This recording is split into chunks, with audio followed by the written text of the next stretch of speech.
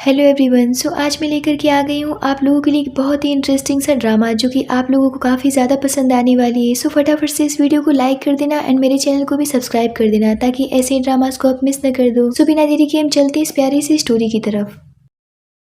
ड्रामे की शुरुआत सुयान से होती है जो कि अपने होने वाले हस्बैंड का इंतजार कर रही थी और वो अपनी सासू माँ से पूछती कि शैंग अभी तक क्यों नहीं आया। तभी उसकी फ्रेंड उससे बताती है कि मैंने उसे हमारी दोस्त लिली के साथ उसके न्यू हाउस जाते हुए देखा है और उन्होंने मुझे बताया था कि वो तुम्हारा घर डेकोरेट करने के लिए जा रहे हैं। इधर हम शैंग और लिली को देखते हैं जिनका ऑलरेडी रोमांस चल रहा था। तभी वहाँ पर सुयान उन्हें ढूंढती हुई आ जाती है और उन्हें इस कंडीशन में देख करके पूरी तरीके से शॉक्ड हो जाती है। जहाँ लिली उससे कहती है कि शैंग और मैं एक दूसरे से बहुत प्यार करते हैं, वो तुम्हें बिल्कुल भी पसंद नहीं करता है और वैसे भी मैं शैंग के बच्चे के साथ में प्रेग्नेंट हूँ। ये सुनकर के शैंग की माँ खुश हो जाती है और लिली की साइड होकर के शुयान के खिलाफ खड़ी हो जाती है। जिस पर शुयान की फ्रेंड शैंग से कहती है कि मुझे नहीं पता था कि तुम इतने मक्कार निकलोगे। मेरी दोस्त ने 3 सालों तक इतनी कड़ी मेहनत करके तुम्हारे विदेश की पढ़ाई की फीस भरी ताकि तुम पढ़ लिख करके कुछ कर सको और आज जहाँ तुम खड़े हो उस घर को खरीदने के लिए उसने अपनी सारी सेविंग लगा दी। तुम्हारे जैसे बेशर्म इंसान को तो चुल्लू पर पानी में डूब करके मर जाना चाहिए। अब जितनी जल्दी हो सके मेरी दोस्त के घर से तुम सबके सब निकल जाओ। जिस पर लिली कहती कि तुम्हारी जानकारी के लिए मैं बता दूं कि शैंग ने बड़ी चालाकी से अपने नाम पर ये घर करा लिया है। सुयान शैंग से पूछती कि ऐसी क्या कमी रह गई थी मेरी अच्छाई में जो तुमने मेरे साथ में इतना बड़ा धोखा किया। जिस पर शैंग की माँ कहती कि तुम तो मेरे बेटे के लायक कभी थी ही नहीं, इसीलिए उसने समय रहते तुम्हें छोड़ दिया। अब मेरे घर से यहाँ से निकल जाओ। इतना कह करके वो उसी के घर से उसे धक्के मार करके बाहर निकाल देती है। इतना कम नहीं था कि शैंग की माँ बाहर तक चली जाती है और शुयान के गले से नेकलेस तक निकाल लेती है जो कि उसने अपनी शादी के लिए लिया था। शुयान कहती कि ऐसा मत करिए, ना तो मेरे पास घर है और ना ही पैसे हैं। पर वो उसकी एक बात नहीं सुनती है और वहाँ से चली जाती है। जहाँ शुयान भी फूट फूट कर रोने लगती है। तभी वहाँ पर जिहान की एंट्री होती है और वो उससे पूछता है कि क्या तुम शुयान हो। तो शुयान उससे पूछती कि पर आप कौन है। जहाँ जिहान का असिस्टेंट उसे बताता है कि दादी टैन के ग्रैंडसन है जिनकी आप पिछले 2 सालों से नर्सिंग होम में सेवा कर रही थी। इसके लिए हम आपका दिल से धन्यवाद करते हैं और इसी बात से खुश होकर की दादी माँ ने आप दोनों की शादी का एग्रीमेंट का काम मुझ पर सौंपा है और यही उनकी आखिरी इच्छा थी। ये सुनकर के शुयान चौंक जाती है। जिस पर जिहान कहता है कि हालांकि मैं भी ये शादी नहीं करना चाहता हूँ पर मैं मजबूर हूँ। असिस्टेंट कहता है कि अगर आप दादी माँ की आखिरी विश को पूरा करने के लिए शादी कर लेती हैं तो आप इनाम के तौर पर जिहान सर से जो भी कुछ मांगेंगी आपको वो सारी चीजें मिलेंगी। जिहान कहता है कि वैसे तुमने मेरी दादी को ऐसा कौन सा पट्टी पढ़ाया था जो वो तुमसे मेरी शादी करने के लिए उतारू हो गई हैं। शुयान कहती कि मैंने ऐसा कुछ भी नहीं किया है। दादी माँ ने ऐसा क्यों किया मैं खुद भी इस बात को नहीं समझ पा रही हूँ। मैं बस इतना जानती हूँ कि वो मुझसे बहुत प्यार करती थी, बिल्कुल अपनी पोती की तरह। जिस पर जिहान कहता है कि फिर तुम्हें क्या लगता है कि मैं तुमसे शादी करने के लिए मरा जा रहा हूँ। ये सुनकर के शुयान गुस्सा हो जाती है पर फिर वो बैठ जाती है क्योंकि उसे पैसों की जरूरत थी और उसके पास तो घर भी नहीं था।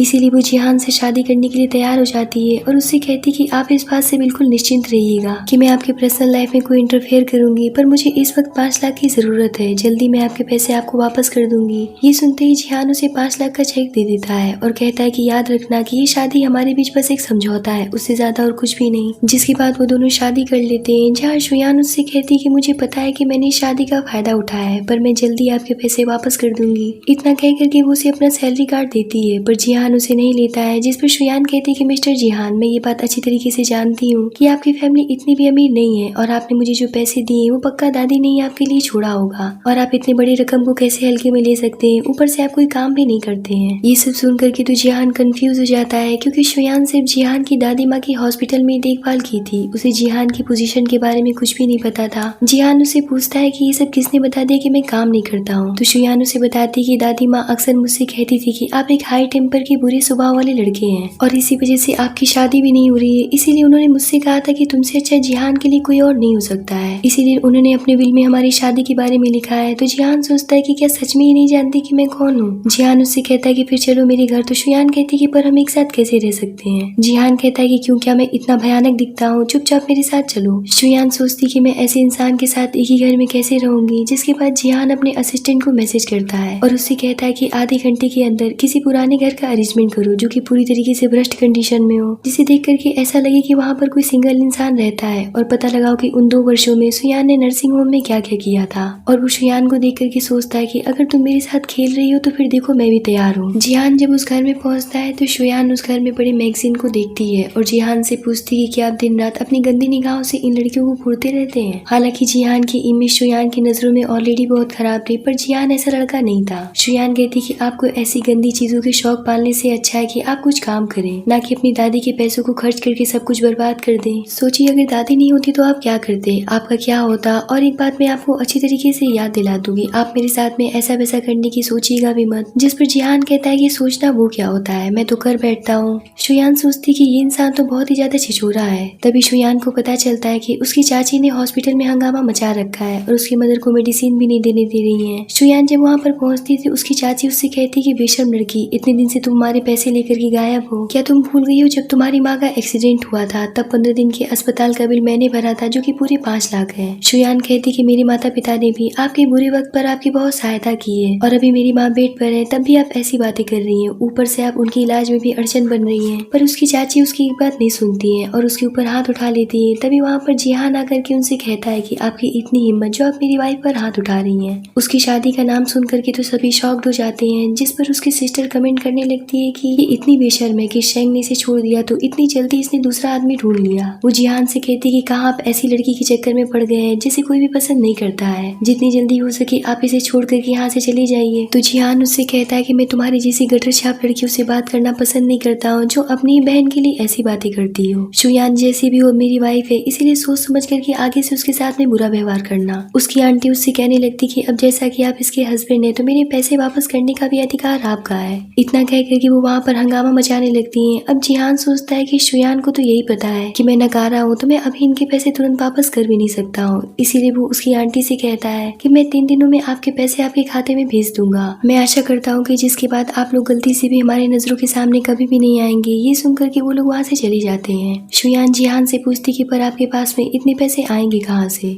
जिहान कहता है कि मेरा एक बहुत ही रिश्त दोस्त है, मैं उससे मदद मांग लूंगा। ये सुनकर के शुयान सोचती कि मैं इन्हें जितना बुरा समझती हूँ ये उतने भी बुरे इंसान नहीं है। जिहान भी सोचता है कि लगता है कि कल जो शुयान ने मुझसे पैसे मांगे थे वो अपनी माँ के इलाज के लिए लिए थे, शायद मैं इसे गलत समझ रहा हूँ। इतना तमाशा कम नहीं था कि वहाँ पर लिली और शेंग भी आकर के शुयान से उलझ जाते हैं और यहाँ तक कि शेंग उसके ऊपर हाथ तक उठा लेता है। पर जिहान उसका हाथ पकड़ते हुए शुयान से कहता है कि क्या यही तुम्हारा एक्स है जिसने तुम्हें धोखा दिया है, पर मुझे नहीं पता था कि तुम्हारा टेस्ट इतना खराब होगा जिसकी शकल गधे जैसी और करनी मक्कारों वाली है। पर एक बात याद रखना कि अगर तुमने शुयान के साथ में मिसबिहेव करने की कोशिश की तो मैं तुम्हारे हाथ पैर तोड़ दूंगा। इतना कह करके वो अपने गार्ड से उन्हें पकड़वा करके बाहर फिकवा देता है। शुयान तो समझ ही नहीं पा रही थी कि आखिर ये सब हो क्या रहा है, जिस पर जिहान उसे समझाता है कि ये सब मेरे दोस्त का कमाल है, ये उसी के गार्ड्स थे। अब शुयान अपना गुजर बसर करने के लिए एक बार में काम करती थी जहाँ उसे कुछ गुंडे बुली करने लगते हैं। तभी वहाँ पर उस बार का ऑनर आकर के उन गुंडों को जोरदार डांट लगाता है और शुयान के लिए स्टैंड लेता है। ये देख करके शुयान सोचती कि मैं पिछले 3 महीनों से यहाँ पर काम कर रही हूँ, पर आज तक मैंने यहाँ के ऑनर को कभी भी नहीं देखा, फिर अचानक से मेरी जैसी छोटी सी वेटर के लिए स्टैंड क्यों ले रहे हैं। वांग शुयान से कहते कि अगर आगे से कोई भी परेशानी हो तो आप यहाँ के मैनेजर को रिपोर्ट कर सकती हैं। जिसके बाद वांग जिहान के पास जाकर के उससे कहता है कि आपने जैसा कहा था मैंने बिल्कुल वैसे ही किया है, पर वो लड़की आपकी क्या लगती है जिसके लिए आप इतने परेशान हैं। जिहान सोचता है कि मुझे नहीं लगता है कि वो लड़की इतनी बुरी है जो मेरे खिलाफ साजिश रच सकती है। तभी उसके पास उसके असिस्टेंट की कॉल आती है जो उसे बताता है कि हमने जांच की जिसमें हमें शुयान के खिलाफ कुछ भी गलत नहीं दिखा है। पर एक बात बहुत अजीब है कि दादी की देखभाल के दौरान उनके बैंक अकाउंट में हर महीने कहीं से एक बड़ी रकम ट्रांसफर की जाती थी। तो जिहान कहता है कि इसका मतलब ये भी हो सकता है कि दादी की बिगड़ती हालत के पीछे शुयान का कुछ हाथ हो। मुझे इस बारे में और भी जानकारी चाहिए। इधर शुयान के पास में एक लेडी की कॉल आती है और यहाँ पर हमें पता चलता है कि जब शुयान के पास में उसकी मदर के इलाज के पैसे नहीं थे तब वही लेडी उसे हॉस्पिटल में मिली थी। तब उन्होंने उससे कहा था कि मैं जानती हूँ कि तुम्हें पैसों की जरूरत है और वो जरूरत मैं पूरी कर सकती हूँ, पर तुम्हें मेरे लिए काम करना पड़ेगा। प्रेजेंट टाइम में वो फिर से उसे काम करने के लिए कहती है, पर शुयान कहती कि अब मैं कोई भी काम नहीं करना चाहती हूँ। जिस पर वो कहती कि मुझे पता है कि तुमने हाल ही में जिहान से शादी की है, मैं चाहती हूँ कि दादी टैंक की वसीयत तुम मेरे नाम करने में मेरी मदद करो। जिस पर शुयान कहती कि ये आप कैसी बातें कर रही हैं। तो वो लेडी कहती कि ये मत बोलो कि जिहान को ये नहीं पता है कि तुम मेरे ही कहने पर उस नर्सिंग होम में गई थी। अगर उसे पता चलेगा तो वो क्या सोचेगा। अब ये मिस्टीरियस लेडी कौन है ये तो हमें आगे ही पता चल पाएगा। अब शुयान घर के बाहर खड़ी अंदर जाने के लिए सोच रही थी, तभी जिहान गेट खोलता है और उससे पूछता है कि क्या तुम अब यहीं पर खड़ी रह करके डोर कीपर का काम करने वाली हो। शुयान पूछती कि पर मैं सोऊंगी कहाँ पर। तो जिहान कहता है कि उधर गेस्ट रूम है जिसे तुम साफ करके सो सकती हो। तो शुयान कहती कि क्या मैं अकेले साफ करूँ।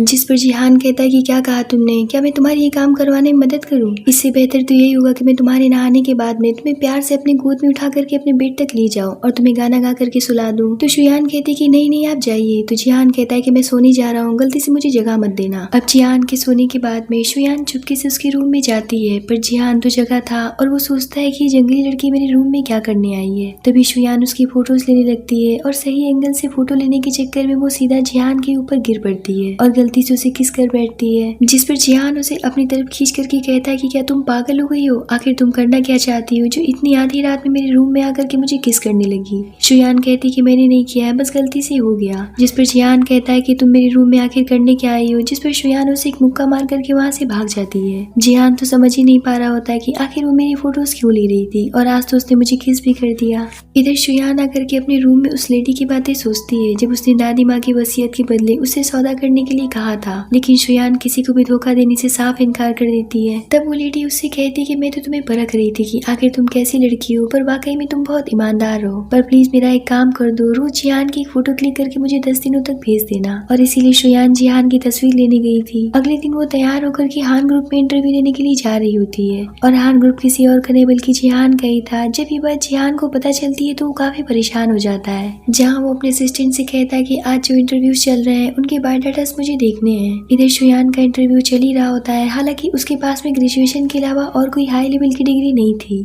और जो उसके बगल में लड़की बैठी थी वो विदेश से पढ़ करके आई थी। तभी उन दोनों मैनेजर्स को जिहान अपने कैबिन में बुलाता है और उनसे पूछता है कि इन दोनों लड़कियों में से कौन सी लड़की ज्यादा काबिल है, जहाँ वो उसे बताते हैं कि लिया इस पोस्ट के लिए बेहतर एम्प्लॉय होगी। इस बात पर जिहान भड़क जाता है और कहता है कि तुम दोनों एक नंबर 1 के बददिमाग इंसान हो जो कि डिग्री देख करके किसी को भी जॉब पर रखने के लिए तैयार हो। क्या कुत्ते बिल्लियां विदेश से पढ़ करके आएंगी तो क्या तुम उन्हें भी जॉब पर रख लोगी? इस जॉब के लिए शुयान नाम की लड़की ठीक रहेगी। ये सुन करके तो असिस्टेंट हंस देता है। अब यहाँ पर शुयान को वो जॉब मिल जाती है और अगले दिन ही शुयान और जिहान दोनों एक साथ ही निकलते हैं। तो शुयान उससे पूछती कि क्या आप कहीं जा रहे हैं तो हम एक साथ एक बस में चल सकते हैं। तो जिहान कहता है कि आज तो तुम्हारे ऑफिस का पहला दिन होगा तो तुम पहले निकल जाओ, मुझे ड्रेस चेंज करनी है। शुयान के जाने के बाद में जिहान अपने असिस्टेंट से मिलकर के कहता है कि जितनी जल्दी हो सके कंपनी जाकर के मुझसे रिलेटेड सारी जानकारियां मिटा दो। शुयान जैसे ही ऑफिस पहुंचती है तो वहाँ का मैनेजर उससे कहता है कि आइए मैं आपको अपने हैंडसम बॉस के बारे में कुछ बताता हूँ, जिन्होंने इतनी बड़ी कंपनी को अपने दम पर खड़ा किया है। पर जैसे ही वो जिहान के पोस्टर की तरफ दिखाता है, लेकिन वहाँ पर जिहान के फेस पर ढेर सारे पेन के स्केचेस लगे थे, जिसे देख करके तो वो खुद ही सदमे में चला जाता है और पूछता है कि आखिर ये सब किसने किया। इधर जिहान भी नजारा देख करके पूरी तरीके से शॉक था, जहाँ उसका असिस्टेंट उससे कहता है कि आप ही ने तो कहा था कि सारी इन्फॉर्मेशन मिटा दो। तो जिहान कहता है कि पर मैंने इस तरीके से तो इन्फॉर्मेशन मिटाने के लिए नहीं कहा था। असिस्टेंट कहता है कि पर मेरे पास में इतना समय नहीं था, इतना कम नहीं था कि मैनेजर जब शुयान को कंपनी की डिटेल बुक देता है तो उसमें से भी जिहान की सारी फोटोज फटी होती हैं। जिहान कहता है कि अब तक तो मुझे लगा था कि तुम बैल हो, पर आज मुझे पूरा यकीन हो गया। मैनेजर शुयान से कहता है कि पता नहीं ये सब क्या हो रहा है, पर चलो मैं तुम्हें कंप्यूटर में सारी इन्फॉर्मेशन और डिटेल बताता हूँ। पर जैसे ही वो कंप्यूटर ऑन करता है जिहान पूरी कंपनी की पावर ऑफ कर देता है और अपने असिस्टेंट से कहता है कि जल्दी जल्दी कंपनी के सारे कंप्यूटर से मेरी इन्फॉर्मेशन ब्लॉक करवा दो। असिस्टेंट सोचता है कि बॉस तो अब धीरे धीरे करके पूरे पागल होते जा रहे हैं। तभी मैनेजर शुयान का शेंग से परिचय कराते हुए कहता है कि ये हमारी कंपनी की न्यू डिप्टी है। शेंग पूछता है कि आखिर तुम इतनी बड़ी कंपनी में क्या कर रही हो। तो शुयान कहती है क्यों, क्या मैं यहाँ पर जॉब नहीं कर सकती हूँ, और यहाँ पर वो उसे अपने घर को हड़पने वाली बात को लेकर के जलील करने लगती है। मैनेजर कहता है कि ये कंपनी है, यहाँ पर अपने पर्सनल मैटर को लेकर के झगड़ा करना सही नहीं है। पर इस बात से चिढ़ करके शेंग शुयान को परेशान करने की और कंपनी से निकलवाने की ठान लेता है, जहाँ वो उससे जबरदस्ती अपने लिए कॉफी बना करके लाने के लिए कहता है और ना चाहते हुए भी शुयान को उसके लिए कॉफी बनानी पड़ती है क्योंकि वो उससे ऊंचे पोस्ट पर था। पर ये बात जिहान नोटिस कर लेता है और वो अपने असिस्टेंट से पूछता है कि शेंग को नौकरी किसने दी।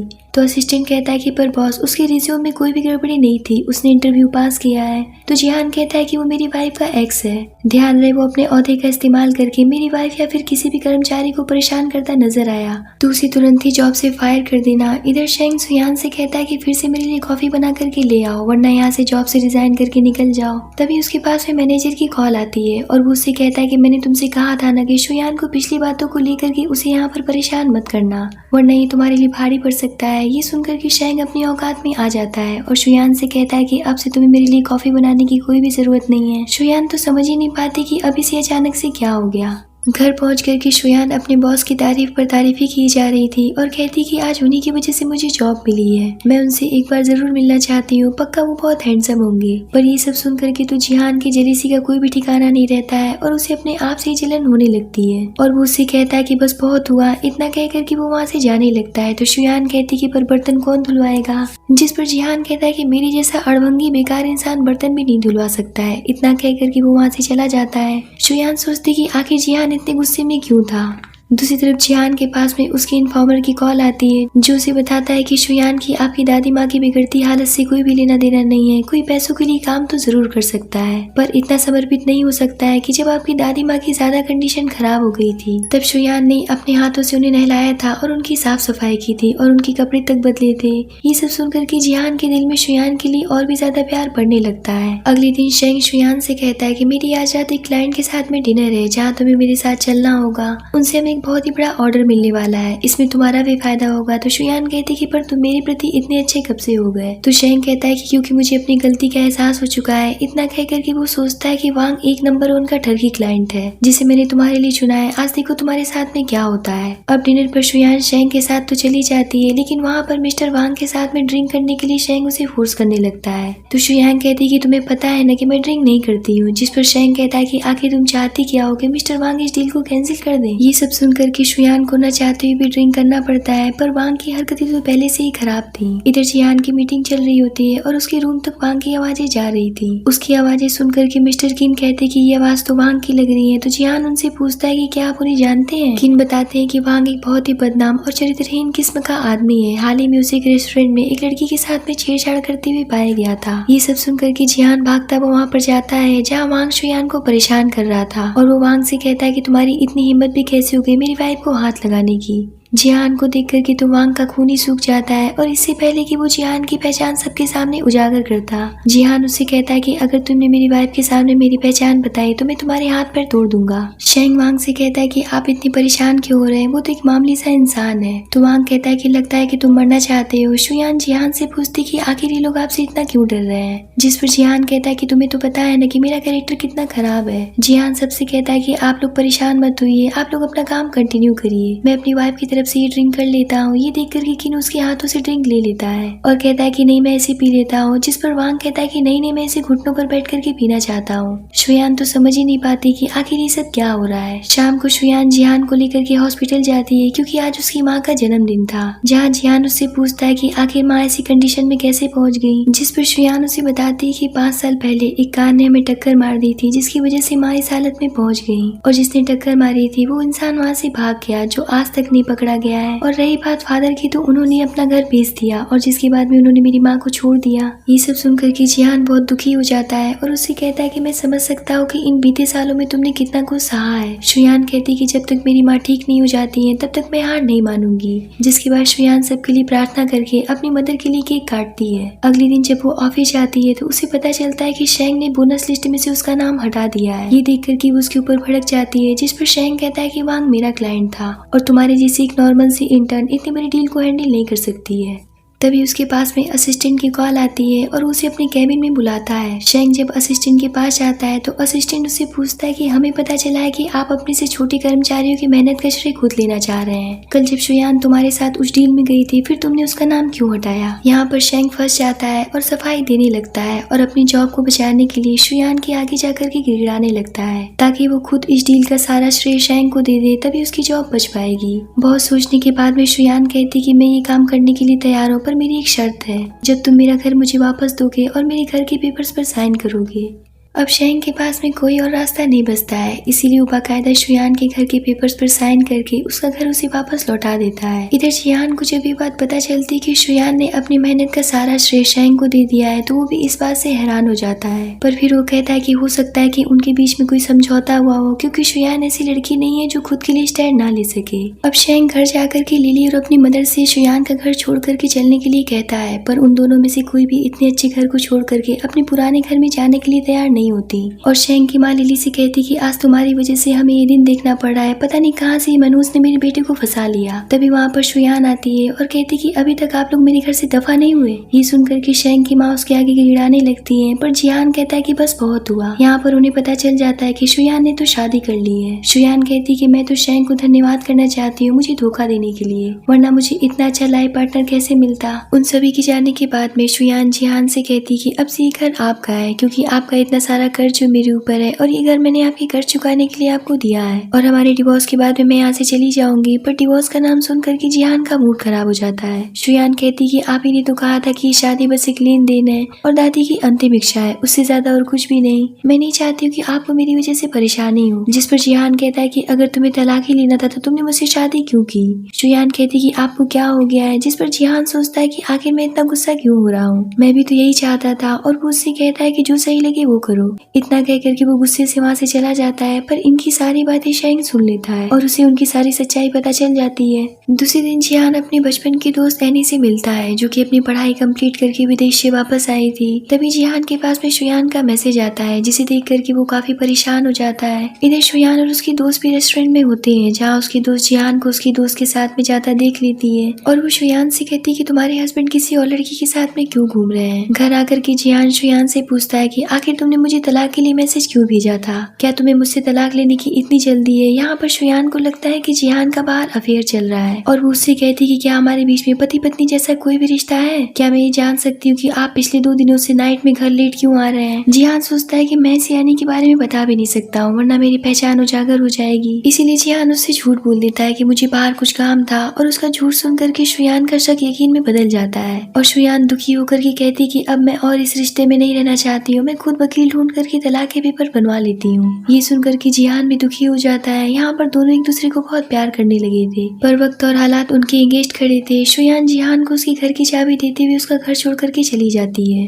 तभी उसके पास उसी लेडी की कॉल आती है और वो उससे पूछती कि आखिर तुम जिहान को तलाक क्यों दे रही हो, मेरी चीन आने तक थोड़ा इंतजार कर लो। तो शुयान पूछती कि आखिर आपका 10 परिवार के साथ में क्या रिश्ता है, आप ये सब क्यों कर रही हैं। जिस पर वो कहती कि जब मैं वापस आऊंगी तो मैं तुम्हें सारी सच्चाई बता दूंगी। तो शुयान कहती कि आपने मेरे पैसों से बहुत मदद की है, पर भावनाओं को पैसों से खरीदा नहीं जा सकता है और जिहान को पहले से कोई और पसंद है। इतना कह करके वो फोन काट देती है। इधर एनी को भी पता चल जाता है कि जिहान की लाइफ में कोई और लड़की है, जो कि उसके ऑफिस में ही काम करती है। चूँकि वो जिहान को बहुत चाहती थी, इसीलिए वो सीधा शुयान के पास ऑफिस में जा धमकती है और उससे कहने लगती कि कितने पैसे तुम्हें चाहिए मेरे होने वाले हस्बैंड की लाइफ से निकलने के लिए। शुयान तो समझ ही नहीं पाती कि आखिर ये कौन है और ऐसी बातें क्यों कर रही है। तभी वहाँ पर असिस्टेंट आकर के एनी को अपने साथ लेकर के चला जाता है, जहाँ वो जिहान से पूछती कि क्या आप शुयान को चाहते हैं। तो जिहान कहता है कि हाँ वो तुम्हारी भाभी है। जिस पर एनी कहती कि पर बचपन में आपने मुझसे शादी करने का वादा किया था। जिहान कहता है कि वो बचपन की बातें थी, पर मैं तुम्हें हमेशा से अपनी बहन मानता हूँ। जिस पर वो कहती है कि पर आप ऐसे निचले स्तर की लड़की के साथ में कैसे रह सकते हैं, जिससे आपको अपनी सच्चाई तक छुपानी पड़ रही है। मुझे लगता है कि मुझसे बेहतर लड़की आपके लिए कोई भी नहीं हो सकती है। जिहान कहता है कि बकवास बंद करो और अपने लिमिट में रहो, और आज के बाद से यहाँ आने की कोई भी जरूरत नहीं है। एनी सोचती कि शुयान अब देखो तुम्हारा मैं क्या करती हूँ। इधर शेंग फिर से शुयान को उसकी लाइफ में वापस आने के लिए गिड़गिड़ाने लगता है, पर वो उसे एक थप्पड़ मार करके चली जाती है। तभी उसके पास में एनी की कॉल आती है और वो उससे कहती है कि मुझे पता है कि तुम अपने एक्स को अपनी लाइफ में वापस लाना चाहते हो। शेंग पूछता है कि आखिर तुम हो कौन। जिस पर एनी कहती है कि ये जानना तुम्हारे लिए जरूरी नहीं है, मैं तो बस तुम्हारी मदद करना चाहती हूँ।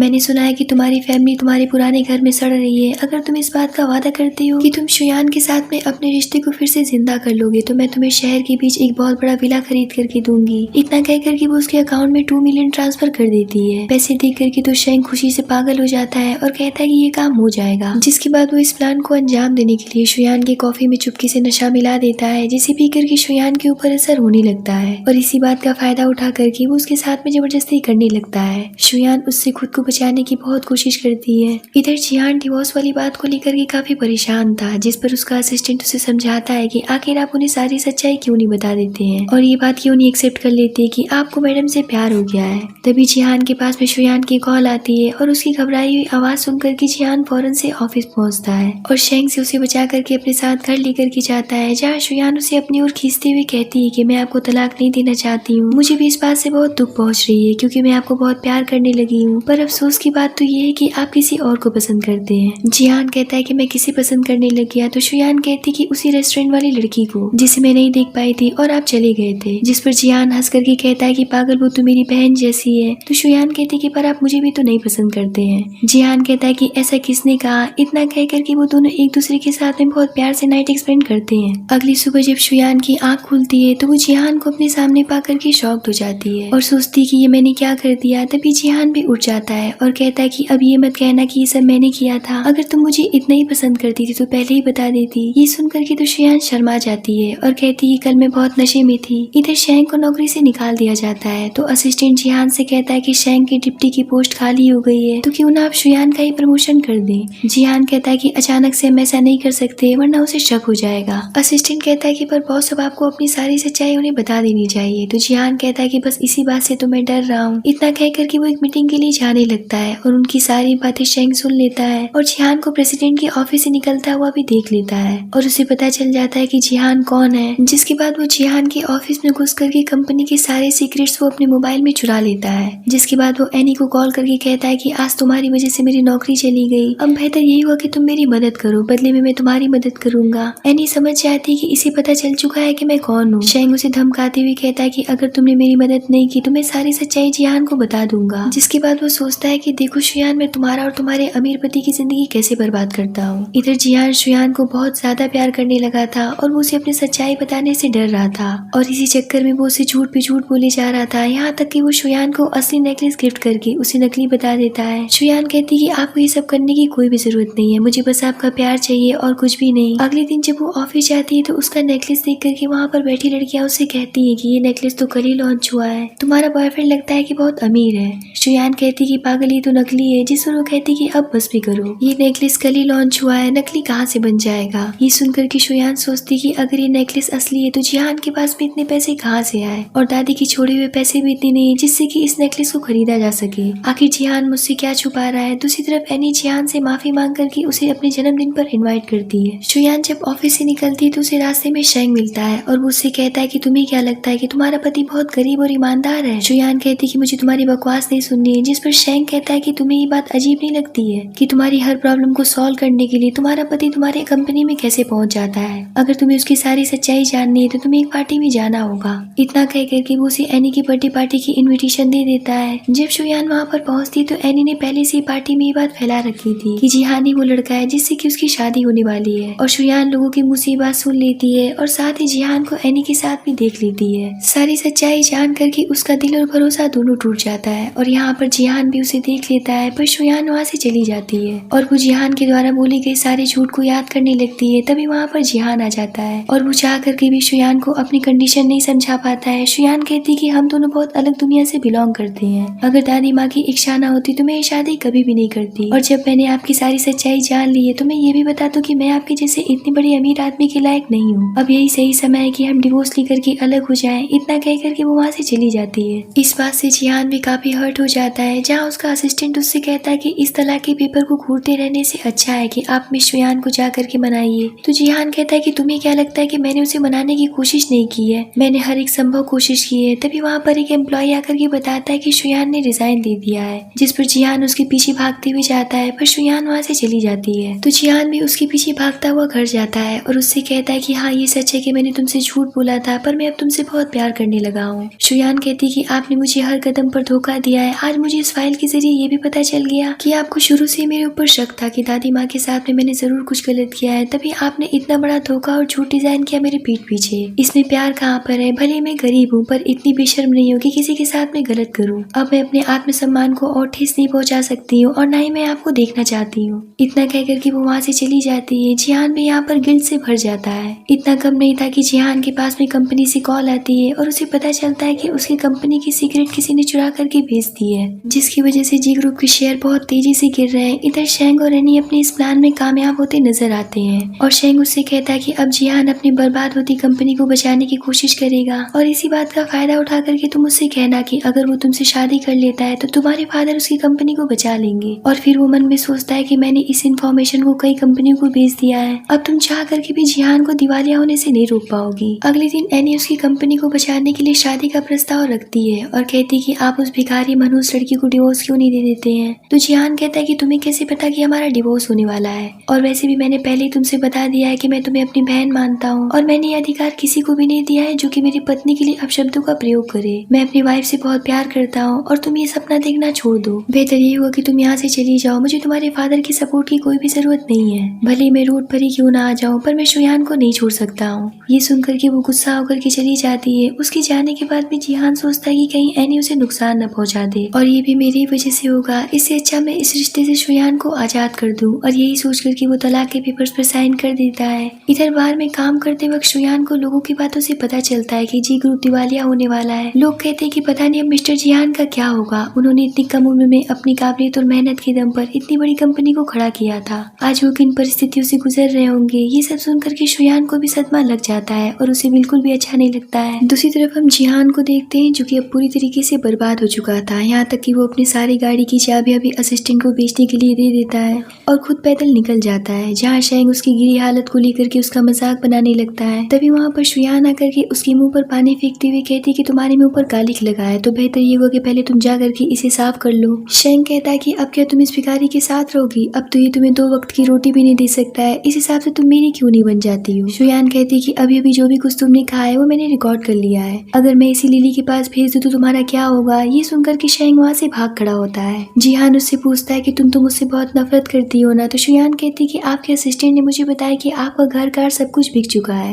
पर आप चिंता मत करिए, अभी भी मेरा पुराना घर हमारे पास में है। जिस पर जिहान कहता है कि पर मैं तुम्हारे लायक नहीं रह गया। तो शुयान कहती है कि ज्यादा बकवास करने की जरूरत नहीं है, जल्दी से घर चलिए। घर जाने के बाद में शुयान जिहान के लिए डिनर लगाती है, जहाँ जिहान उससे कहता है कि मैं जानता हूँ कि ना ही तुम मुझे दूसरा मौका दोगी और ना ही तुम मुझे माफ करोगी, पर मैं सच में तुम्हारे साथ आखिरी सांस तक जीना चाहता हूँ। पर अब मैं दिवालिया हो गया हूँ जो कि किसी काम का नहीं रह गया, इसीलिए मैं तुम्हें इस बारे में सोचने के लिए भी नहीं कहूंगा। मैं तुम्हारी डिवोर्स की इच्छा को पूरी कर दूंगा। जिस पर शुयान कहती कि नहीं, मैंने तलाक देने के लिए गुस्से में कहा था क्योंकि आपके झूठ से मेरी फीलिंग्स हर्ट हुई थी, पर इसका मतलब ये नहीं कि आप दिवालिया हो गए और अब आपके पास कुछ भी नहीं रहा तो मैं आपका साथ छोड़ दूंगी या आपके लिए जो मेरे दिल में प्यार था वो कम हो जाएगा। जिस पर जिहान उसे गले से लगा करके कहता है कि मैं जानता हूँ कि तुम बहुत ही अच्छी लड़की हो, इसीलिए मैं नहीं चाहता हूँ कि तुम मेरे साथ में किसी भी तरीके का कष्ट सहो। तो शुयान कहती कि पति पत्नी को हर कष्ट साथ में मिलकर के सहना पड़ता है क्योंकि हम दोनों अलग नहीं है। इधर एनी बौखलाई हुई शुयान के पास हॉस्पिटल पहुंचती है और उससे कहती कि जिहान की लाइफ से निकलने का तुम कितना पैसा लोगी। जिस पर शुयान कहती कि तुम्हें पता होना चाहिए कि सच्चे प्यार को पैसों से खरीदा या बेचा नहीं जा सकता है, इसीलिए अपनी बेइज्जती कराने के लिए क्यों तुम बार बार यहाँ चली आती हो? अब तुम खुद मेरे पति से दूर रहो। इतनी पर तो एनी उसके ऊपर हाथ उठा लेती है, पर शुयान उसका हाथ पकड़ करके कहती कि अपनी औकात में रहो। तब तक तो शुयान की मदर को होश आने लगता है और शुयान की मदर को देख करके एनी सहम जाती है। डॉक्टर बताते कि आपकी मदर अब जल्दी ही ठीक हो जाएंगी और ये सब देख करके एनी वहाँ से भाग खड़ी होती है। और यहाँ पर हमें पता चलता है कि एनी ने नशे की हालत में कार चलाते वक्त शुयान की मदर का एक्सीडेंट किया था और उन्हें मरता हुआ छोड़ करके वहाँ से भाग गई थी